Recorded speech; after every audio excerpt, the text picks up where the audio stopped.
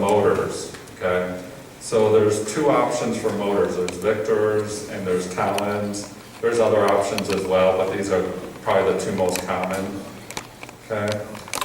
So we're going to zoom in here and look at what it takes to write your code to control the motors, okay? So in this case, I'm going to use CAN Talon motors, okay? I have 4 motors. Let's say I have a right motor, 2 right motors and 2 left motors, okay? And does anybody know what the difference between a master and slave is for the motors? Yeah. Right? So if you have a master, you can set up one motor as a master, and then you can set up another motor as a slave, and it will follow the same command as the master. Okay? So when you're using the CAN Talons, you can set them up that way. Okay? So what we're going to do is you're going to basically define 4 variables for the different motors, and then you're going to instantiate a new class for each motor. Okay, so right here I have to create a new right motor master, and that's going to be on CAN Talon 1. Does anybody know what the 1 represents? Channel. The channel, or actually this is the CAN bus ID. Okay, so when you're doing CAN Talons, they can run on the CAN bus, or you can run them off of PWM if you want to, but that would be the device ID. Okay. In this case, you can also set feedback. Okay, so if you want to add an encoder, if you're going to do a quadrature encoder and feed it back through the CAN Talon, you can set up a feedback device. You can say it's an encoder. There's also a bunch of different control modes for a Talon, but right now this is just a %V bus, which is just power, right? You can control the power or the voltage to that motor. Okay. This is configuring the encoder, how many ticks per revolution the encoder is. So does anybody know there's 2 common size encoders? Does anybody know what the other value is? So sometimes there's a 512, a 256, and maybe even a 128. Okay, so you have to pay attention to how many ticks per revolution your encoders are. Okay. And then the next piece here is setting the position. This is zeroing out the encoder position. Okay. So I'm going to do that for that right master Talon. Now I'm also going to then set up another channel for the slave. So I'm going to do CAN Talon 2 as a slave to the master. And I'm just going to, I have to set the control mode to follower, okay? And then I have to tell it the master that it's going to follow, so I have to set the device ID for that master. Okay, then I'm going to do the same thing for CAN Talon 3. I'm going to set that for the left motor master, set the encoder type for the feedback, can control it as %V bus, set the encoder ticks, and reset the position. Okay, and then finally, for the 4th one, I'm going to set a follower to the right, to the left master. Okay, so does that make sense for instantiating the motors? Okay, so that's basically how to get started with the CAN Talon. Okay, now one thing is they changed the packaging on how you have to import the classes last year. They went with Cross the Roads, you have to use their library instead of the WPI lib library. So if you didn't have to do it last year, I do a little Google search on that, and it's pretty straightforward how to set that up. Okay. All right. You can do the same thing pretty much with a Victor. Okay. Victors connect, instead of hooking them up to CAN, you can hook them up to a PWM output. All right. So we'll zoom in here and go through that code. Okay. So I'm going to set up the Victor. So in this case, I actually have 3 motors on the left and 3 motors on the right. And then I actually have encoders defined for the left and the right. Okay. Victors don't let you build, they don't have built-in encoder logic, so you have to use separate encoders, and then we put those encoders directly into the RoboRio. Okay. So then when I'm initializing that setup, I have to initialize my encoders, so I have to create a new encoder object. I have to set the distances per pulse, and then I want to reset the encoder. Okay. In this case, we're creating a variable to capture the current position as an offset, so we can zero it out ourselves. Then I have to do a write encoder, same way, and then I can instantiate my victors.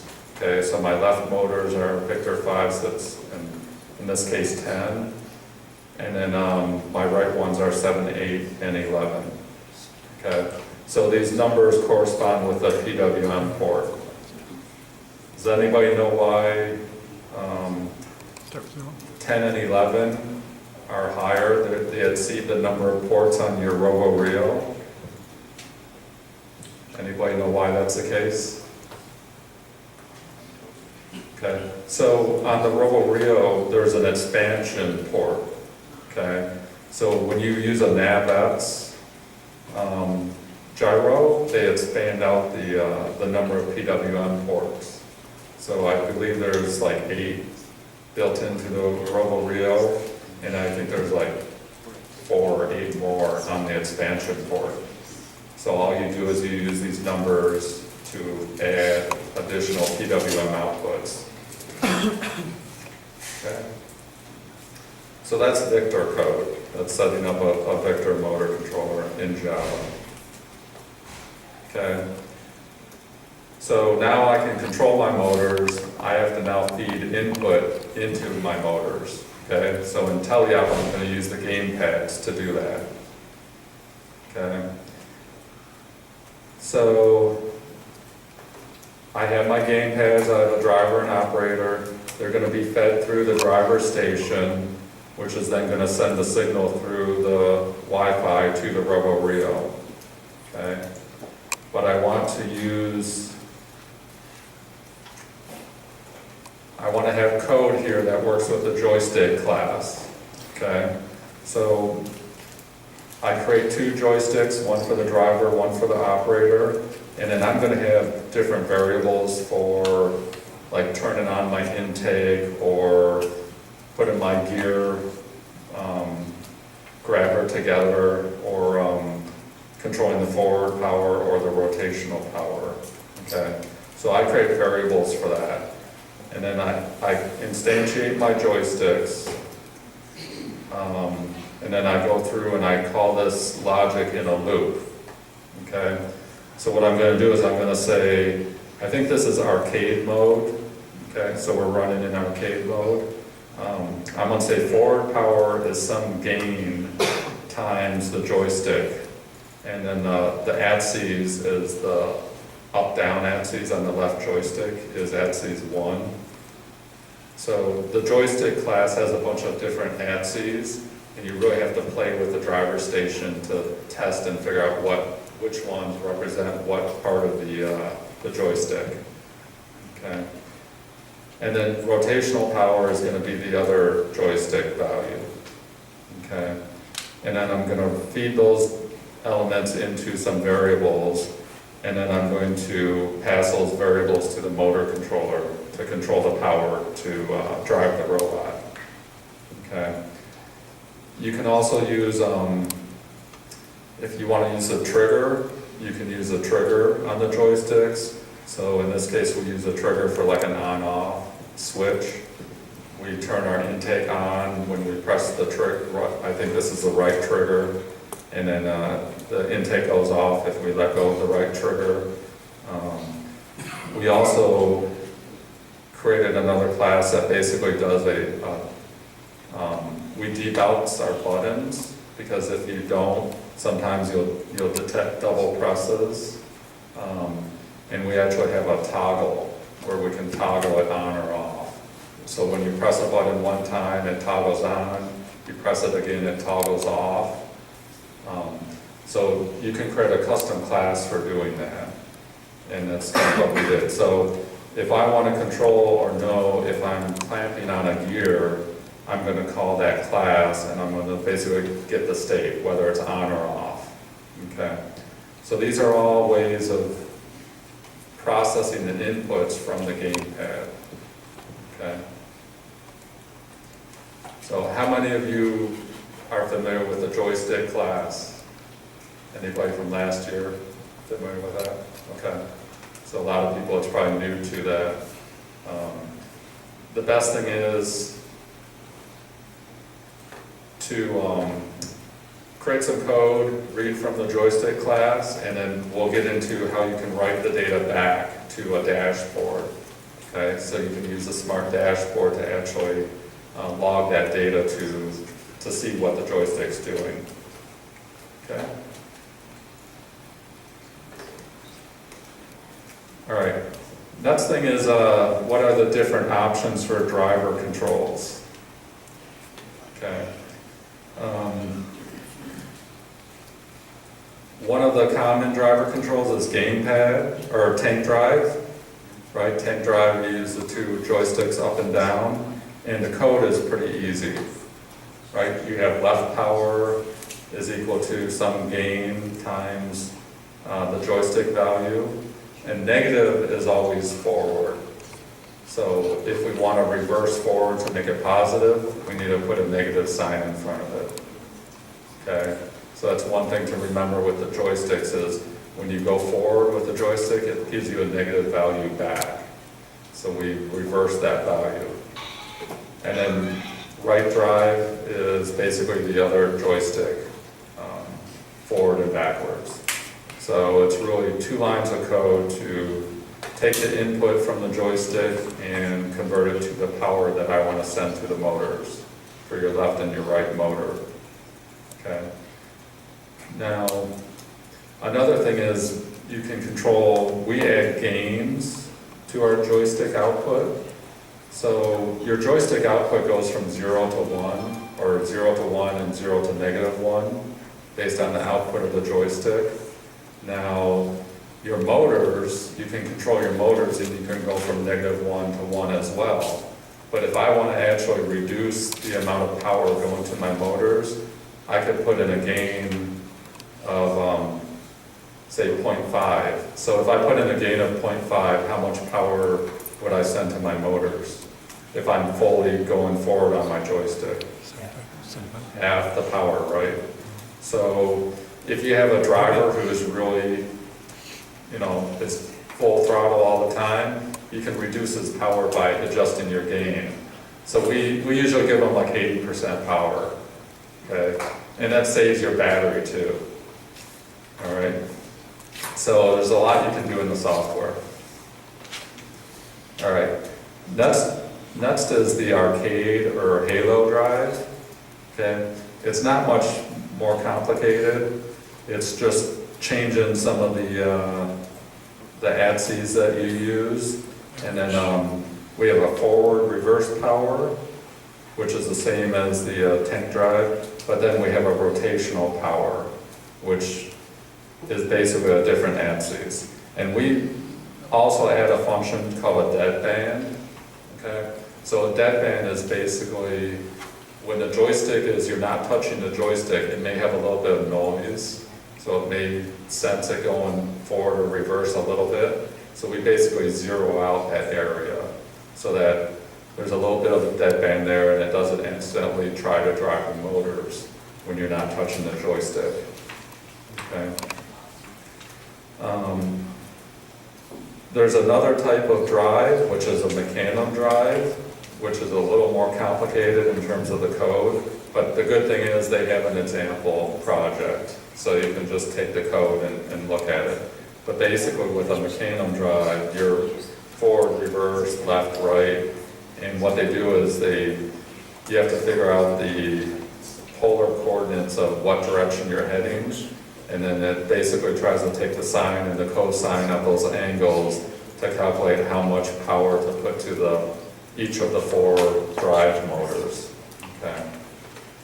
So that's a little bit more complicated approach for controlling your drivetrain. Okay. So I have a little diagram here. There's another thing you can do, and you may see it in some of the example code. It's where you square the input from the joystick, and that affects kind of the sensitivity of your drive, okay? So if you have a joystick and you just go forward, reverse, it's linear, okay? So when I go forward with my joystick, it just keeps incrementing till you get all the way, okay? And there's no real soft spot at 0. So it just starts going forward or starts going reverse. But what they often do is when you're trying to do fine control, they square the output of the joystick. So it actually creates more of an exponential curve. So when I move the joystick just a little bit, it doesn't do a lot. And then as you move it further, it starts to do more. So if you want to play around with real fine control of your motors or your drivetrain or even an arm or a manipulator, you can square that input and it will give you a different feel. Okay? Depends on what the driver's like and how your system works. Okay? But it's a very common thing to do. Okay? Any questions, any thoughts? Where would you build that square function? It's as easy as just taking the joystick value and multiply it by itself. And you just squared it. So it's pretty easy to do. Okay. So this is another slide that kind of goes through the same thing. So if I have a joystick, my input is, linear, -1 to 1. And then I add a deadband. So I can add a deadband function with just some logic, if the joystick value is less than 0.1 and greater than -0.1, make the output 0, and that would add a deadband, okay? The problem sometimes with that is you may have some kind of a weird clipping where once you go over that threshold, it will jump to the actual value. If you want to have a more optimal deadband, you'd have to do some logic to control that offset and make that function nice and smooth. Okay, so that's what the deadband is doing. And then if you want to do some kind of gain scheduling, where I want to control the driver, right? I want to reduce their power by half. That's essentially what you're doing here is you're reducing the power by half. This would be normal power, and then if you wanted to give them like a high power, you could do a function like this, where you make the gain 2, but you'd have to clip it at 1 and -1, and it would give them more power. Okay, so there's a lot you can do with the driver controls from the joysticks with some of these functions. So basically deadband, controlling the gain, and then squaring is another option. So you really have 3 options you can play with when you're controlling the output of your joysticks. Okay? All right, another thing I want to go over real quick is I want to walk through a scenario where we actually control shifting the gears. Okay? So we let the driver, we give them a button where they can shift the gears, and we actually have a high and a low gear. So we created what's called a state machine to control how we shift from a high gear to a low gear or a low gear to a high gear. Okay? And there's some reasons for that. Basically, if you can see this is how we kind of do a state diagram. So we start off, let's say we start off in low gear. Okay, we're going to be in state 0.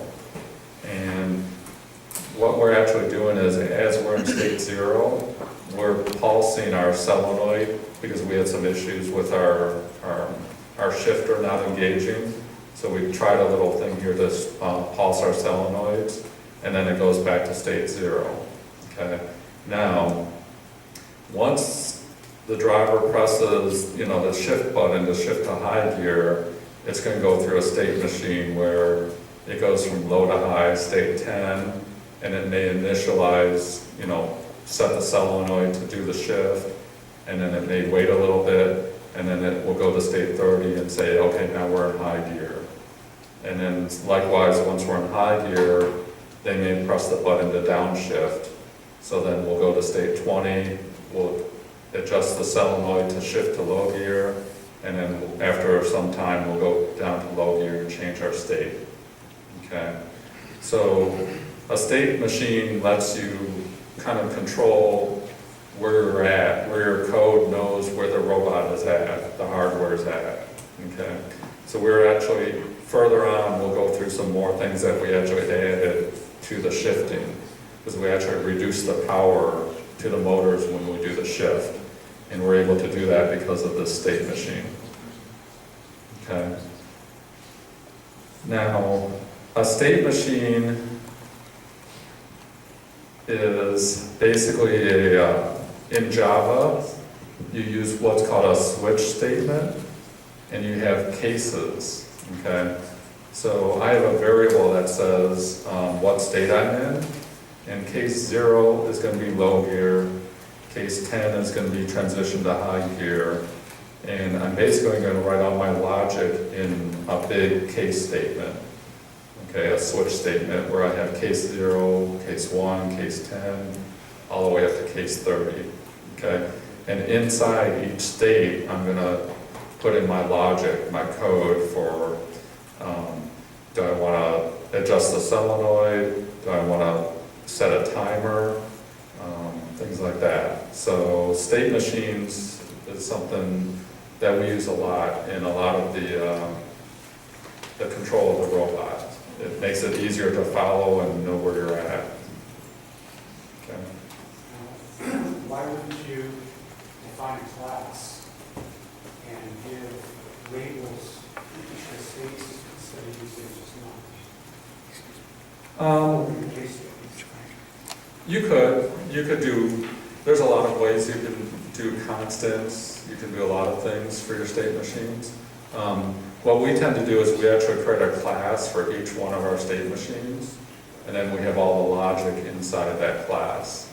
So, yeah, it works pretty well that way.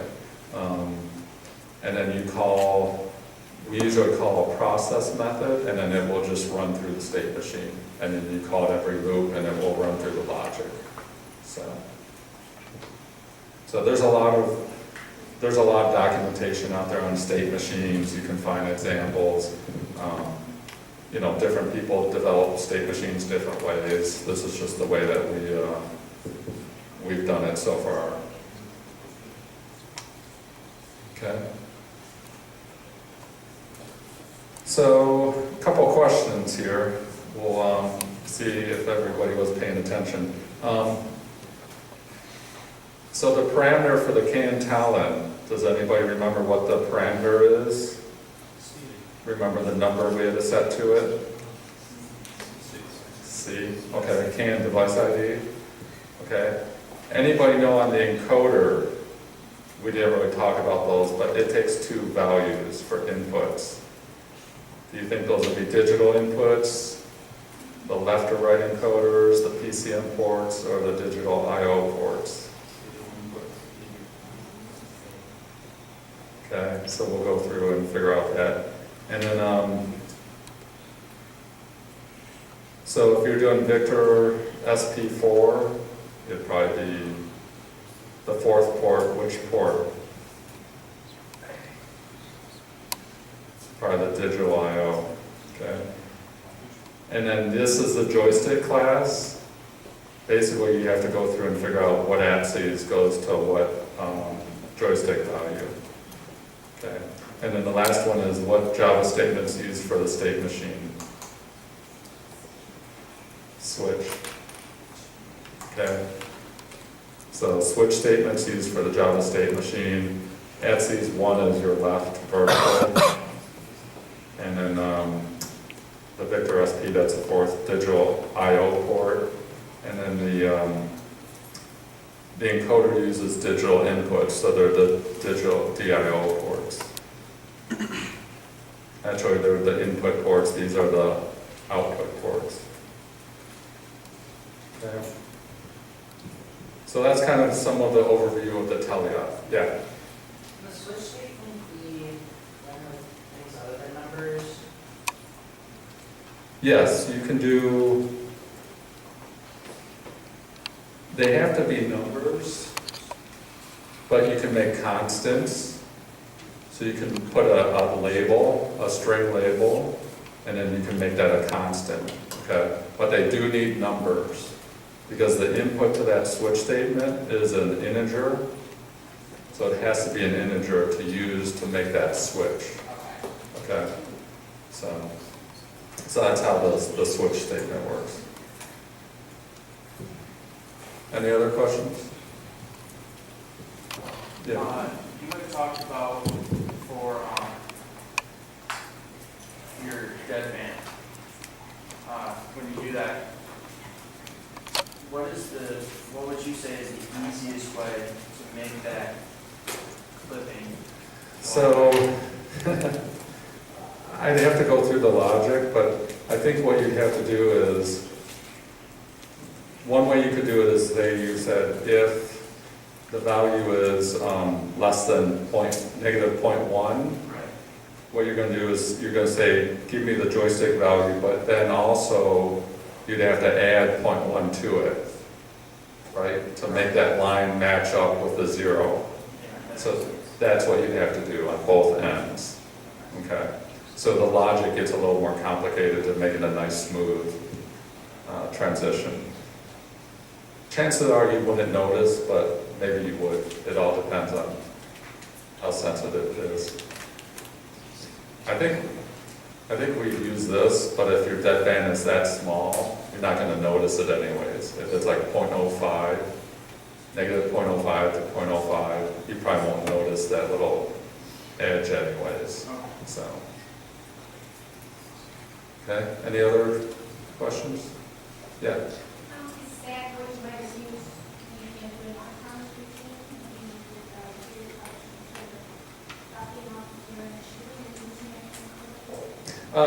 Yeah, we can go through, we use a state machine when we do that. So we'll go through, the next section is all time, so we'll actually kind of walk through a state machine for all time. So it just makes it easier to track where you're at and debug the code. So that's the next section. So we'll go over all time next and kind of the basics of that. We'll talk about the motor encoders a little bit more because we use encoders in all time. And then we'll talk about some of the other sensors, including the gyro for heading. And then we'll talk about the state machine control loop. Okay.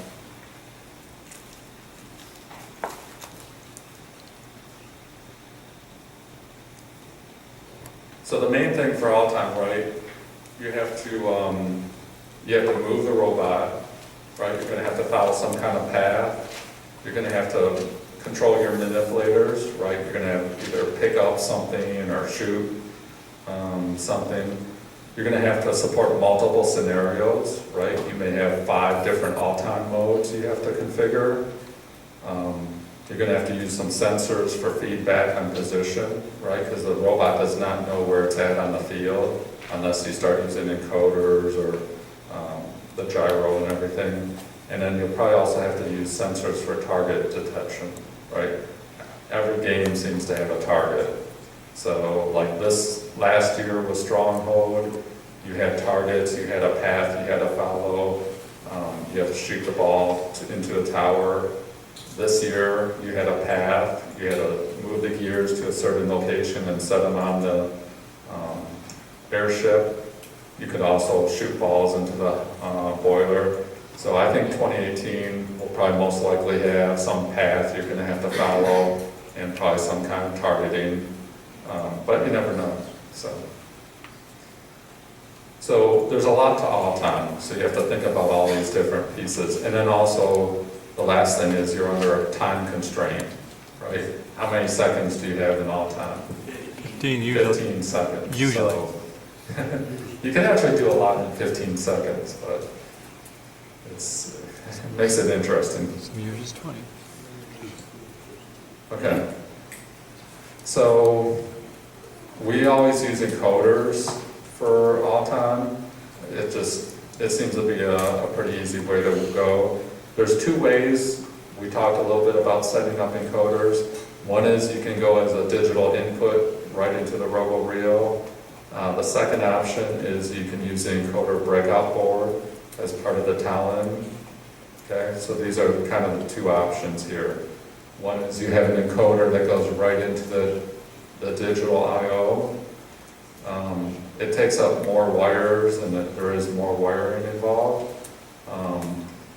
But you don't have to go with Talons and you don't have to have the breakout board. Okay. The other option is you take the encoders and you go into the Talon breakout board, which then connects to the Talon motor controller, and then you have to connect CAN to that Talon. Okay. So there's two different options, and depending on which option you prefer, they both basically work very similar. Okay. So this code, right, we kind of walked through this code last time with the encoders, setting up the encoders, and then what we're going to do is I want to calculate the position of the robot. Okay? So in my code, I'm going to average the position of the left encoder plus the right encoder and divide it by 2. Okay, so that's going to give me the average distance that the robot is moving. So even if it's turning a little bit left or right, if you take the average, it should give you a good calculation of the distance that you travel. Now, if one of the encoders comes unplugged or goes bad, it's going to mess you up anyways. So if you ever see someone's all time where the robot goes twice as far as it's supposed to, or if it goes spinning, it's either an encoder went bad or a gyro went bad, or their wiring came disconnected. Okay. All right, so then what we actually do is we actually look at calculating the velocity of the robot. So we basically say the velocity is that position minus the previous position. Okay?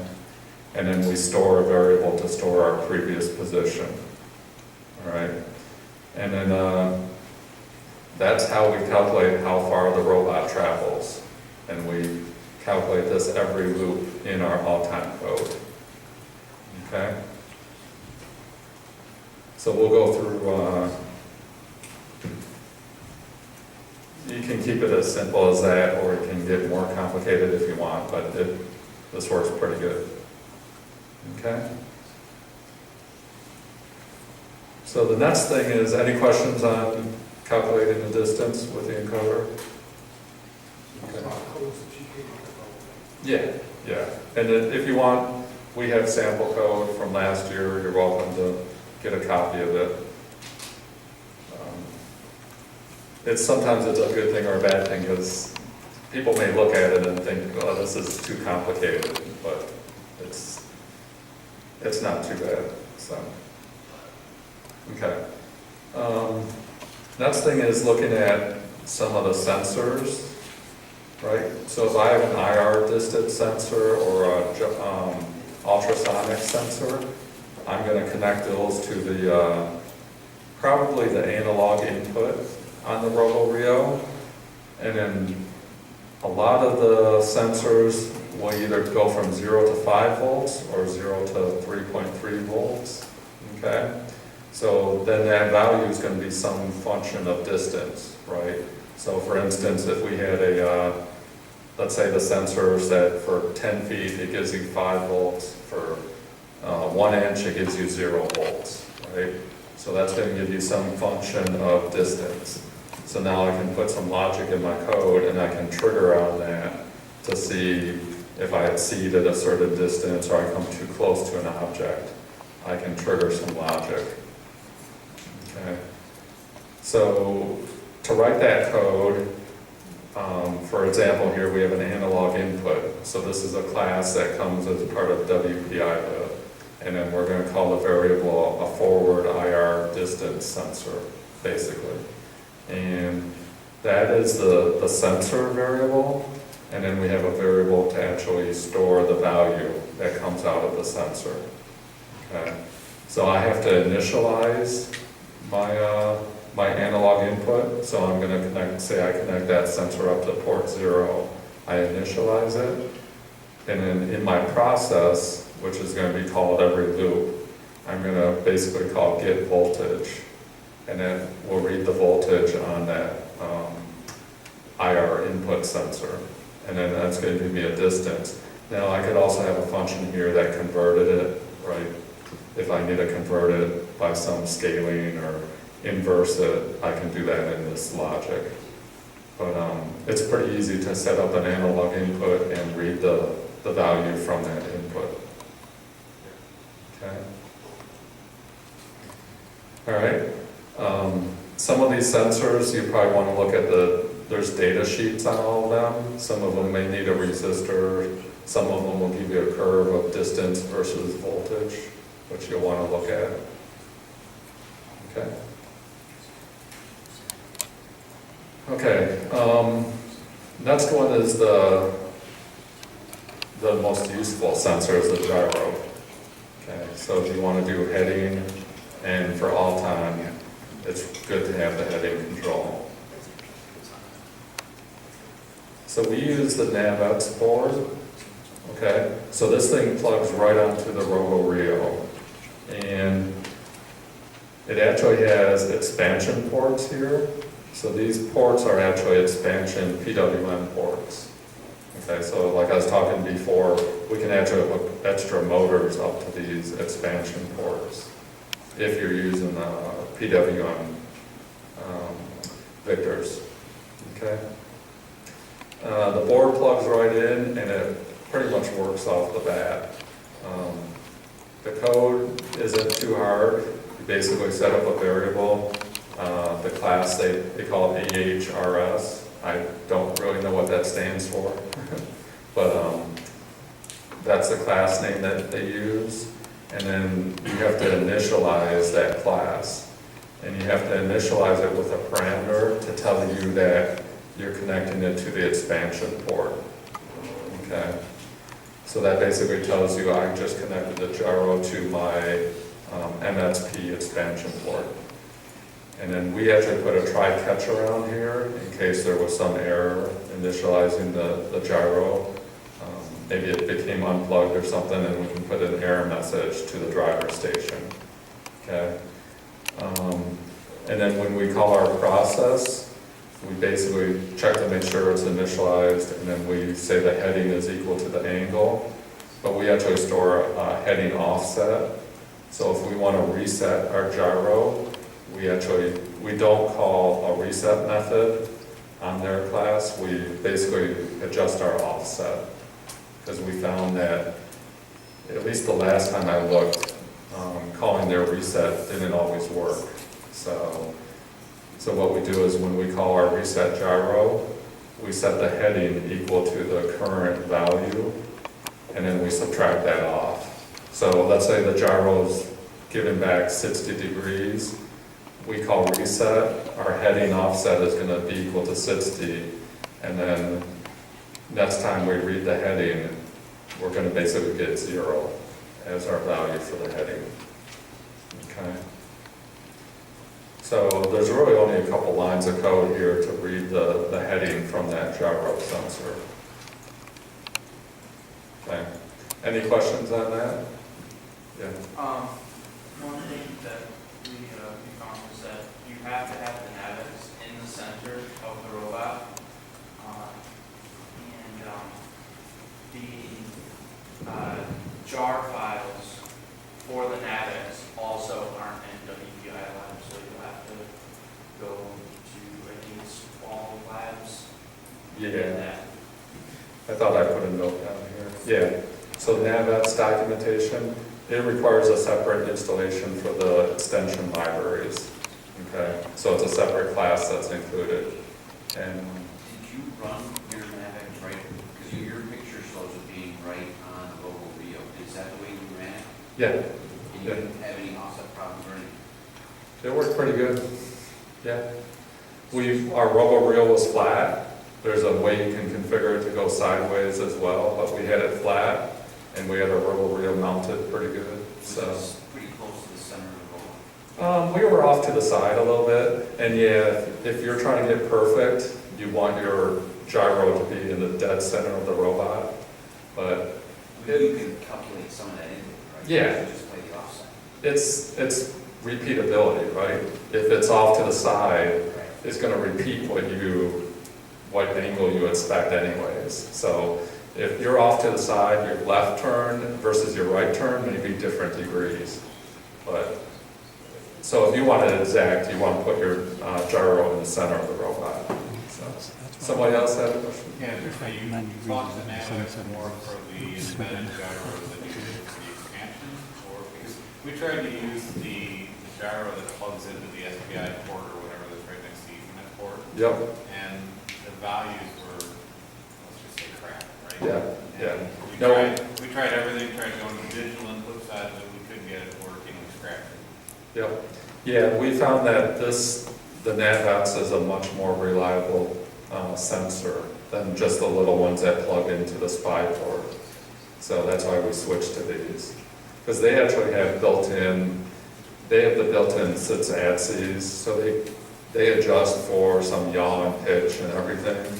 So that's why it's a much better signal that comes out of this. And it doesn't have as much drift. I don't know if you guys saw the same thing. It just does not drift like the little SPI. Yeah, the little spy.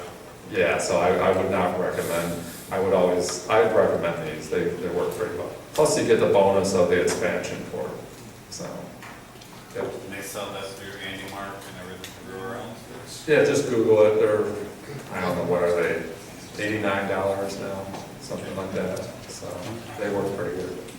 Yeah, if you cross the road has one called now a Pigeon that hooks up through CAN, and you can mount that off board. So it's a little bit nicer packaging if you're trying to get it dead center. Yep, So your robo-reel can be mounted vertically somewhere and just wire it to the CAN.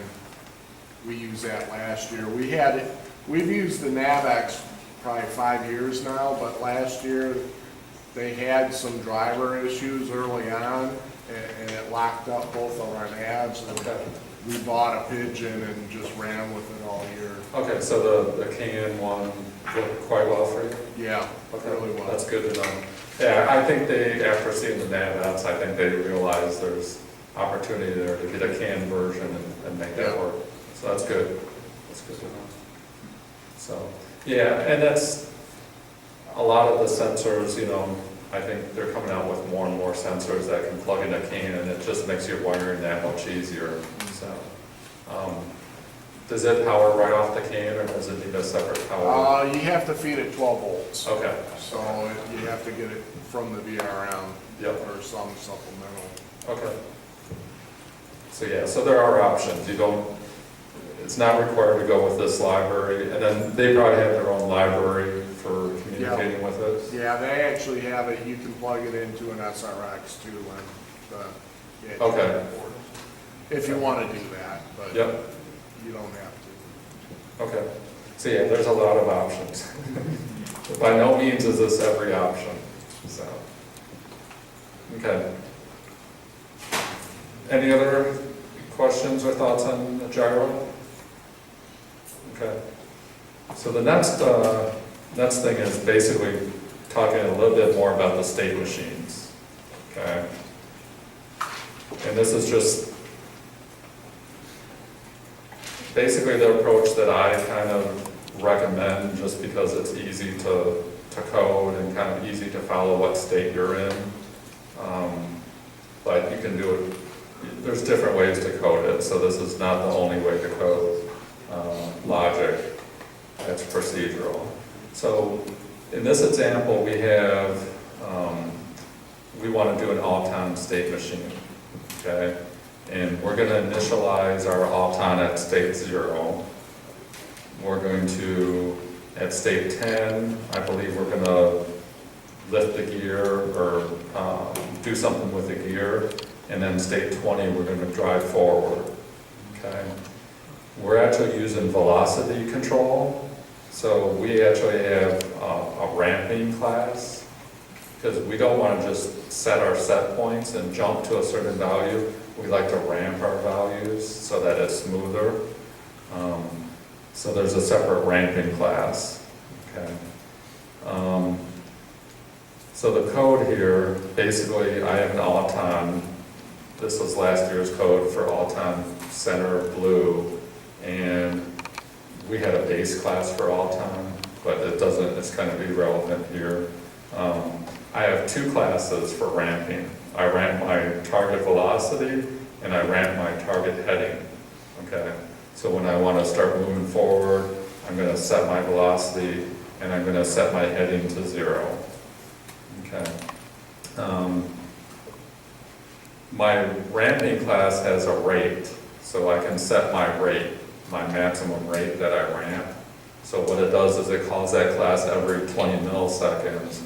And for velocity, I believe velocity is 0 to 1. I can only increase my velocity by 0.01 every 20 milliseconds, so that's my highest ramp rate, okay? And then for my heading, which is in degrees, I can adjust that by 0.9 every 20 milliseconds. So my ramp rate for my heading is a lot higher, okay? So then I call my process loop every 20 milliseconds, and I use a switch statement. So state 0, I'm going to initialize everything. So I have a bunch of variables. I'm going to put high gear as false, so I'm going to make sure I'm in low gear. We have a gear manipulator, we call it, so we want it to be in the up position, so I put that as true. I have a variable for auto drive velocity. I want to turn that on. I want to turn on my auto heading. So I turn both of those flags on, and I'm going to set my targets. So I want to set my target velocity to 0.3. So that's probably 30% speed in low gear. I don't know exactly what that works out to feet per second, but that's what we set it to. And then I'm going to set my target heading to 0 because I want to drive straight. And then once I initialized all this, I'm going to set my net state to 10, okay? So what it's going to do is it's going to break, and then it's going to exit this switch statement. So the next time around, in 20 milliseconds, this code will get called again, and then state is going to be equal to 10, okay? And then I'm going to drop down to case 10. And then what I'm going to do is I'm going to set my gear manipulator flag to false, so I need to reset it, okay? There's just something we had to do on the robot to reset that. So then we'll go to the next state is 20. So then it will go through 20 milliseconds again, come back through the switch statement, and go down to case 20. Now that's where I'm going to drive forward. So I already set my target velocity, so it's already putting power to the motors to ramp it up to that value. And I'm going to basically say, drive forward until the motor position is greater than 1850 ticks. Okay, that may represent 5 feet. We just used tick values and calibrated to that. We didn't try to convert everything to feet or inches or anything specific. So once we hit that value, we weren't going to stop, we're going to slow down. Okay, so then what we do is we set our target velocity to 0.1. So that would make our robot slow down. And then we go to state 30. Okay, so I can basically put all my logic in these different states. And I can then follow my code and work through the states. So as I'm testing, I'll get to state 30, then I'll stop, make sure everything worked, and I'll start over again. And then once I find an issue, I can focus on that state, and I'm not gonna have to worry about breaking any of my other states, okay? So it's always a good thing to code. It lets you code things without breaking other code. That's the nice thing I like about state machines, okay? So does that make sense? Any questions? Yeah?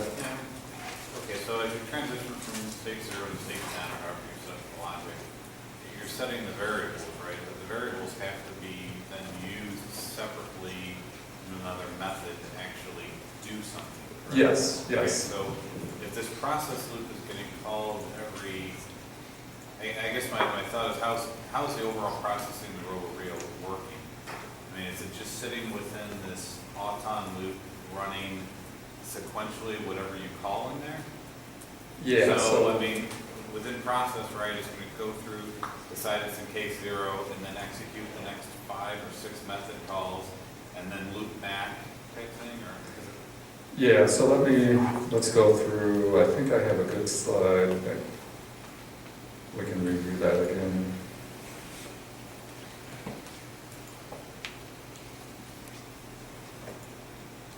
So this is the auton code, right? It's going to call autonomous method, and then it's going to run, in our autonomous code, we call run control loop. Okay? And then we have a while loop in there, and then inside that while loop, it's just going to repeatedly run, it's going to call this method process. Okay? So what we do is we put a delay in that while loop, so it runs our process method every 20 milliseconds. All right? So then that process method that would then run that state machine and that switch statement. Okay? So I think let me see if I have an example. I think I go, this is what we need to go through. So this is the next part of my state machine. Okay, this is where I'm setting the values. Okay, so this is the last case. Let's say my last case was 130.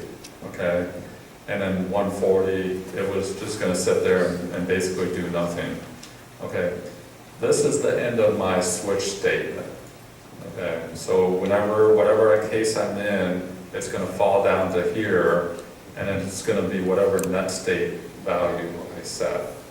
And then in this code here, what I do is I say net state, if it's not equal to the current state, I'm going to set the current state to net state, and then I keep a counter of how long I'm in each state. So I can always use, because I know it's going to run pretty much consistently every 20 milliseconds, so I can basically do my own counter so I know how long I'm in each state.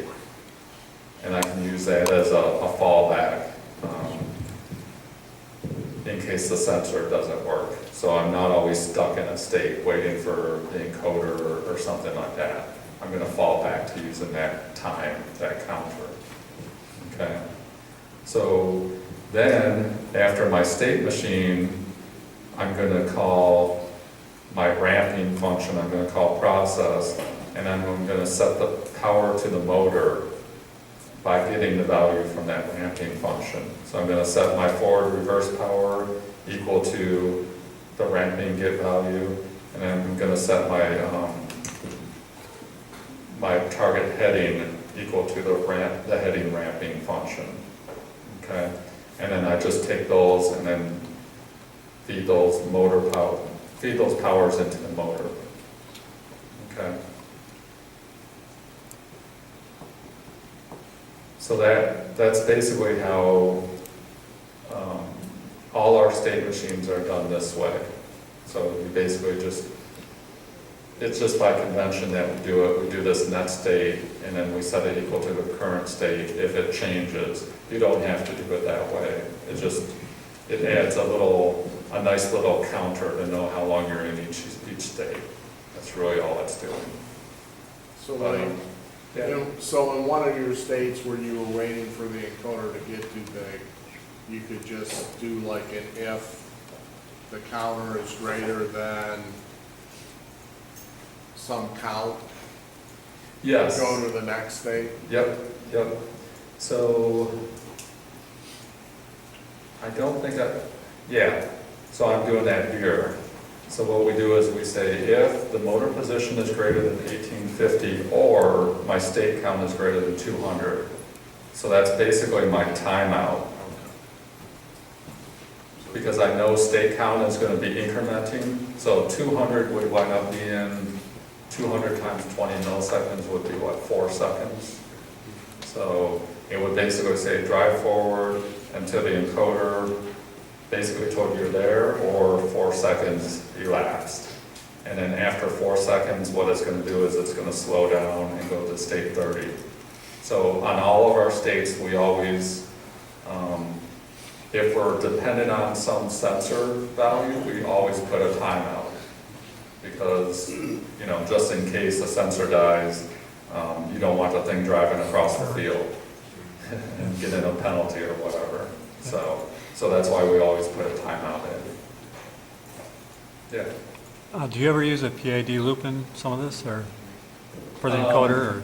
We use the state machines to set the targets for our PID controllers. Okay, so we'll run the PID controller code in the process loop, but we'll run the state machine before that, so that the state machine will set the targets for our PID controller. So if we want to do any kind of gain scheduling or any target adjustment for our PID, we'll set those values in here. So those target velocity and target heading are actually the inputs to the PID controllers. Yeah. How is that 20 millisecond time control determined? What's that? If you had 20 millisecond for that while loop control, how is that 20 millisecond determined? Just kind of an estimated guess. Okay. Yeah, there's no empirical data saying that's the best thing to work with, but Okay. the robo-reel seems to have enough power. You could probably do a 10 millisecond loop, maybe, but 20 milliseconds worked fine. I think one year we did 40, and that worked fine as well. So we actually did, the 1 year I think we used 40, we had a camera server running, so the robo-reel was a lot higher in CPU usage. But this year we used 20 and we had an off-board camera processing, so it worked fine. Yep. Okay. Any other questions? All right. All right, so that's your state machine. I want to talk about one more thing here as part of troubleshooting and trying to read the data. Does everybody, how many people know what a smart dashboard is or used it? Okay, so quite a few people have used it. So smart dashboard is a nice tool where you can basically, in your code, for your robo-reel code, you can write variables, and you can write them out as you can give that variable a name, and then you can see it on that smart dashboard on the driver station or on another laptop that's connected to your robot Wi-Fi. And it's a very good tool for debugging. And like we print out our heading, we print out our state, we print out our state count, the position of the encoders, the velocity of the robot, the target velocity, the target heading, and then the IR distance. So we print all this out on the smart dashboard so we can see all our variables. Okay, so it's a very useful tool. So that's one thing I want to go through in a few is actually go through how to do an example with using the smart dashboard for a PID controller. Okay. All right. Multiple Altons. So from last year, who had more than 4 Alton modes from last year? So a couple, yeah. I can't remember how many we had. We had at least 6. But you need a way to select between the different all-time modes, okay? And there's a lot of different ways you can do that, but this is just an example of how we selected the all-time mode from last year. You basically use the smart dashboard where you set the all-time mode from the driver station, and then you can read that value in the Robo-Rio code.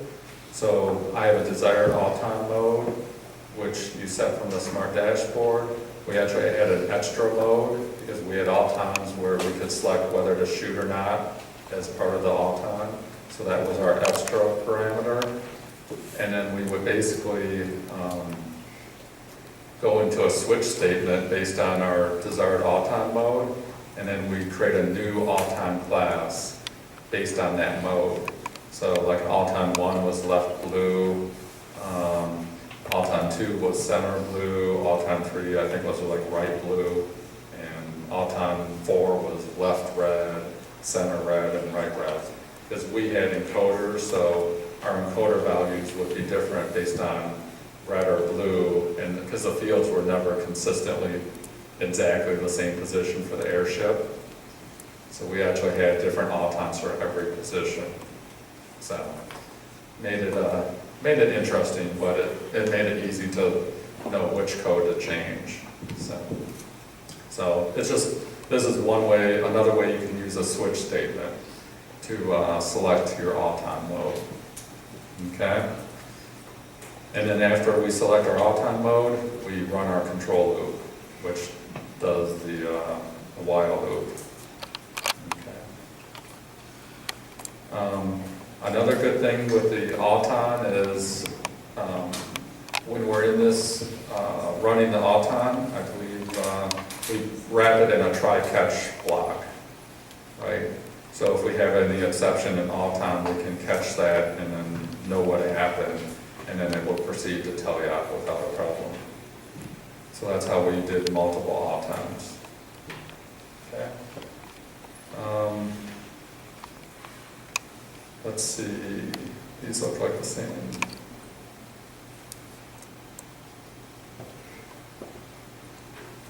Yeah, we don't have to necessarily go through these. All right, so that's the summary. That's what we did for, that was for kind of the first session to go through things. Any questions on that? Okay, the next section I want to go through is going to be it's going to be a little more work. We're actually going to go in Eclipse and try to import the project that I gave you on the flash drive. So,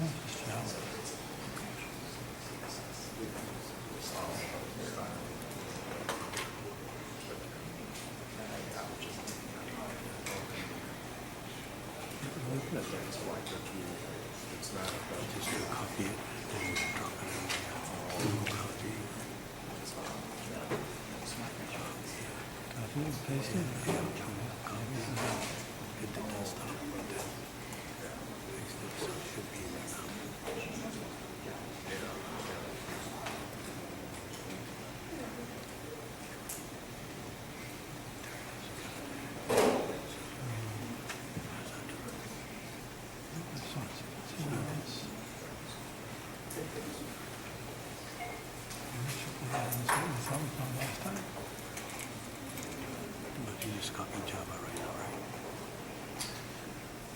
That's nice. yeah. Give me 1 second here. I'm trying to. Yeah, I think so.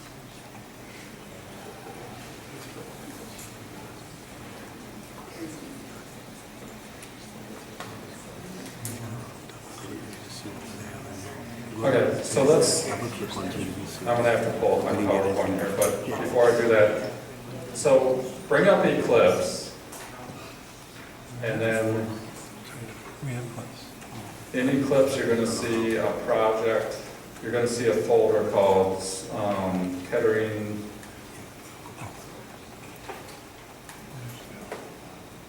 2017. So what you're gonna do is it's gonna be under Java.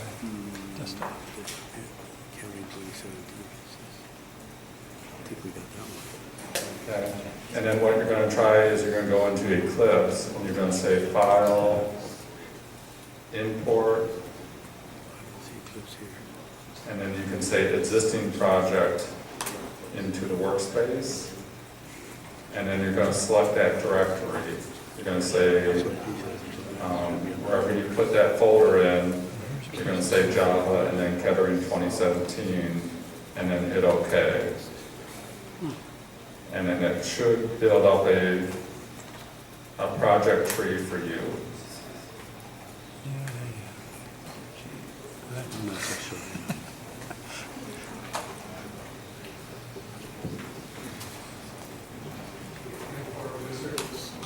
Yep. So file, import, and then general, under general, existing project into workspace. Okay. In order to run. Okay. So I'll have to look at your machine. Okay. All right. Okay. So yeah, so one thing, a lot of the issues are probably going to be in the build tab. So the build tab should just have outline viewer, .jar, and JRE. Okay. If there's anything else in the build path, remove it. Okay. Was there anything else in there? No. Okay. Okay. So we'll look at the errors in a minute. So what we're going to do, you should be able to run this, and then we'll go, I'll walk around and we'll try to help everyone here. But go to WPI and run simulation smart dashboard. Okay. And that's going to come up. I've got it saves your configuration. So I've got my configuration here. But you can move things around, and you have to go to view, and you have to change it to editable. Okay? And then once you do that, you can move around all the fields. And then you can also right-click on it and change things to a line plot, which is what these are. So I went in and I changed my left position and my velocity to a line plot. Okay? And then if I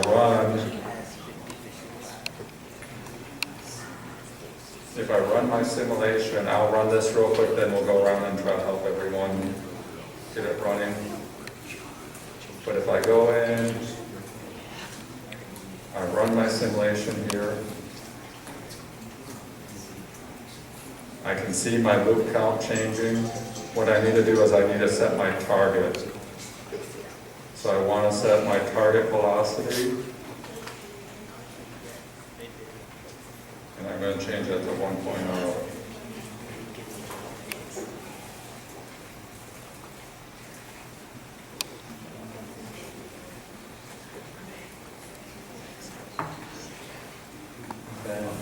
And then I'm going to change, it didn't do anything because I have no gains on my PID controller.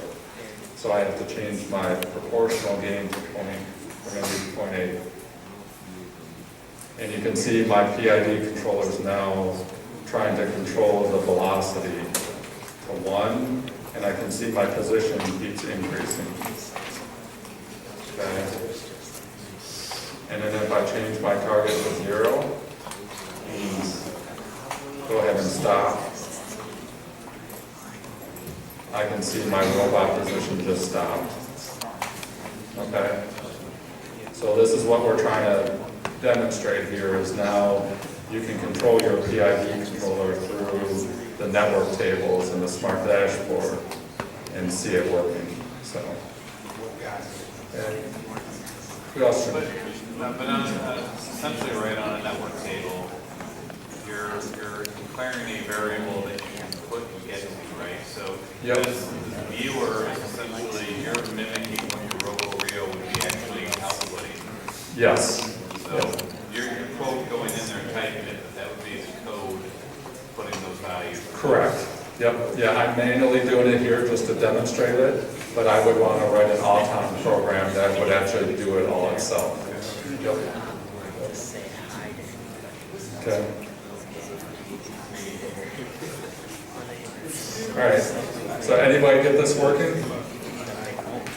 Okay. All right. So, does anybody have the project running, where the project actually runs? Do you guys have the project where it runs? Yeah, it's changing it, like, immediately when I change the target loss, it did one, it just changes it back to 0. Okay, so what, you need to change a dot target. That's a value you have to change. And then you also have to change a dot KP. Okay? So you want to change a dot target and change that to 1.0, and then change a dot KP equals to 0.8. Okay? So then that should actually change things. Okay?